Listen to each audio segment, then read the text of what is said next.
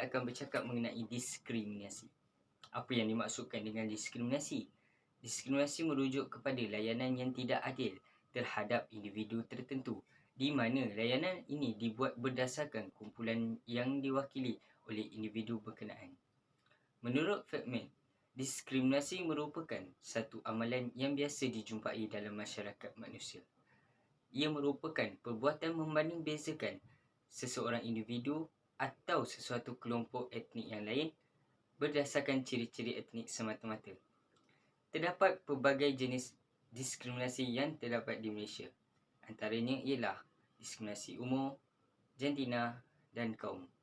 Hari ini, saya bersama ahli kumpulan saya akan bercakap dan mengupas serba sedikit tentang jenis, punca dan kesan mengenai diskriminasi yang berlaku terhadap kaum India. Seterusnya, jenis-jenis diskriminasi. Terdapat beberapa jenis diskriminasi yang berlaku terhadap kaum India. Antara yang ketara dan boleh dikatakan sering berlaku terutamanya pada golongan kanak-kanak dan remaja ialah warna kulit. Umum ketahui bahawa kaum India mempunyai tona kulit yang sangat unik oleh kerana warna asli yang diwarisi daripada nasab keturunan nenek moyang mereka yang terdahulu. Majoriti daripada mereka mempunyai tona kulit yang berbeza daripada kita. Akan tetapi, ada juga dalam kalangan mereka yang mempunyai warna kulit yang seakan-akan kaum Melayu. Oleh itu, berlakunya punca jurang perbezaan warna kulit antara kaum Melayu dan India. Selain itu, daripada segi gaya hidup, kaum India mempunyai gaya hidup yang jauh berbeza berbanding kaum Melayu. Kehidupan mereka lebih kepada kebebasan dan keriuhan, misalnya sambutan perayaan, tarian dan makanan yang bercampur aduk. Wangian juga menjadi salah satu jenis diskriminasi terhadap kaum India. Hal ini kerana bau wangian yang sangat ketara antara kaum Melayu dan India. Sudah sedia maklum, kebanyakan daripada kaum Melayu lebih gemar memakai haruman yang lembut, tenang dan tidak menyakitkan rongga hidung. Akan tetapi, ia berlainan bagi kaum India. Mereka lebih suka memakai haruman yang berasaskan daripada bunga-bungaan, terutamanya bunga melur. Seterusnya, kita akan melihat punca berlakunya diskriminasi terhadap kaum India. Antara punca berlakunya diskriminasi terhadap kaum India ialah perbezaan warna kulit. Kaum India sering dijadikan bahan jenaka, malah kutukan oleh kerana perbezaan warna kulit yang kebanyakannya memiliki tona warna kulit yang kontra dibandingkan dengan kaum Melayu. Sebagai contoh, sejak dahulu sehingga kini, rakan-rakan Melayu di sekolah sering menjadikan perbezaan warna kulit sebagai jurang perpaduan bangsa. Orang yang mempunyai kulit gelap seperti kaum India sering disamakan dengan orang miskin kerana terpaksa bekerja dengan berjemur di tengah panas, manakala orang kulit putih sering disamakan dengan orang yang jarang keluar rumah. Ini jelas menunjukkan punca berlakunya diskriminasi terhadap kaum India ialah disebabkan dengan perbezaan warna kulit. Diskriminasi terhadap kaum India juga berpunca daripada cita rasa wangian yang berbeza. Sudah sedia maklum bahawa setiap individu mempunyai cita rasa wangian yang tersendiri. Kaum Melayu gemar memakai wangian yang baunya lembut dan tenang, tetapi ia berbeza bagi kaum India di mana mereka lebih suka wangian seperti bunga-bungaan, seperti kasturi, ambar, kayu gaharu dan lain-lain lagi. Mereka juga memakai wangi-wangian ini ketika menjalankan upacara keagamaan, misalnya sembahyang. Kebanyakan kaum Melayu tidak suka akan wangian tersebut. Oleh itu, disebabkan cita rasa wangian yang berbeza, menyebabkan diskriminasi terhadap kaum India itu berlaku. Akhir sekali, diskriminasi terhadap kaum India ini berlaku di tempat kerja kerana kaum India sangat tidak diberikan peluang yang baik berbanding kaum lain kerana majikan yang terlalu memilih kaum untuk dijadikan pekerjanya. Sepatutnya mereka ini diberikan peluang pekerjaan yang sama rata tanpa wujudnya diskriminasi.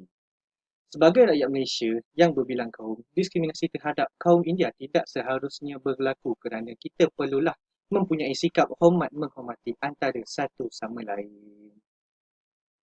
Seterusnya, seperti yang kita tahu apabila adanya faktor-faktor akan adanya kesan. Oleh itu, kita akan lihat kesan diskriminasi terhadap kaum India di negara ini.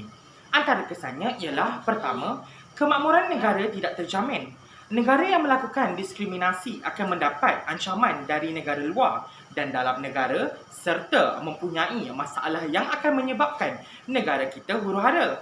Kerana kaum India yang ditindas ini menjadi amarah terhadap kaum lain disebabkan mereka tidak mendapat hak sama rata.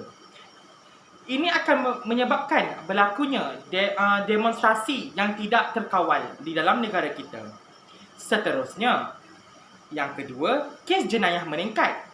Hal ini berlaku disebabkan kaum India yang tiada peluang atau tempat yang diberi oleh sesebuah organisasi.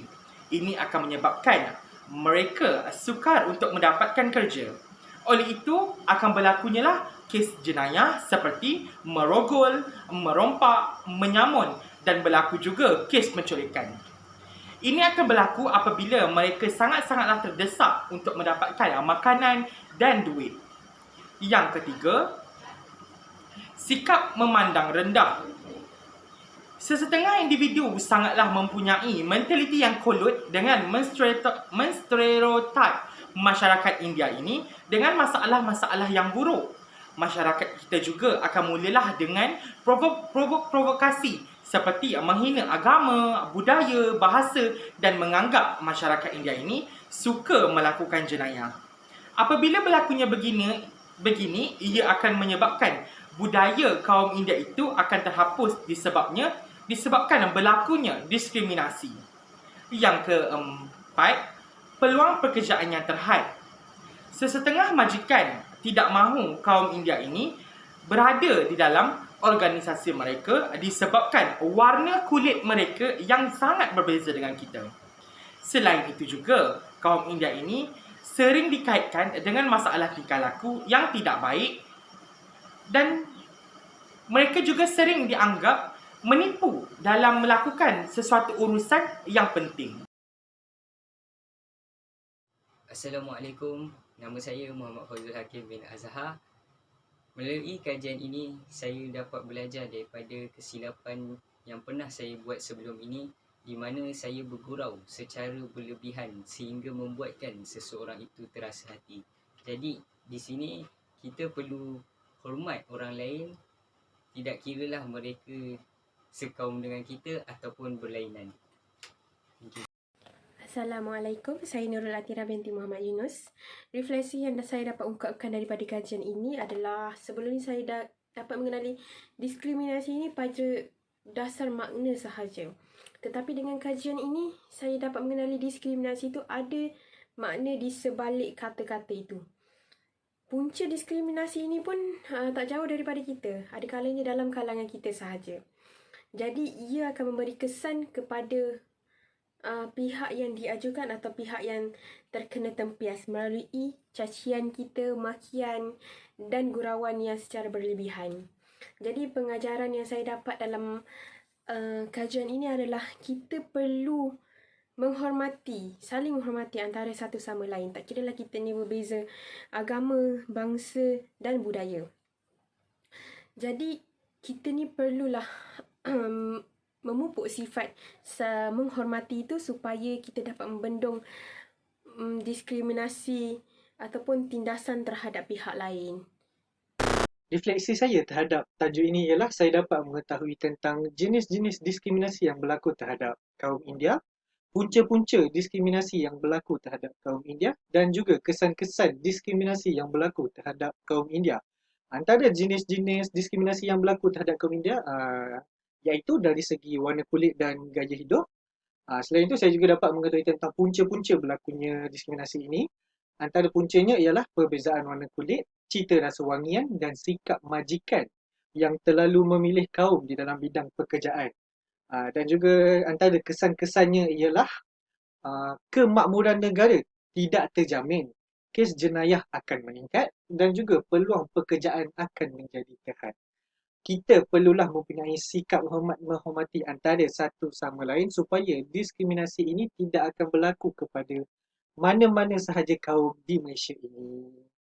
Assalamualaikum warahmatullahi wabarakatuh dan selamat pagi.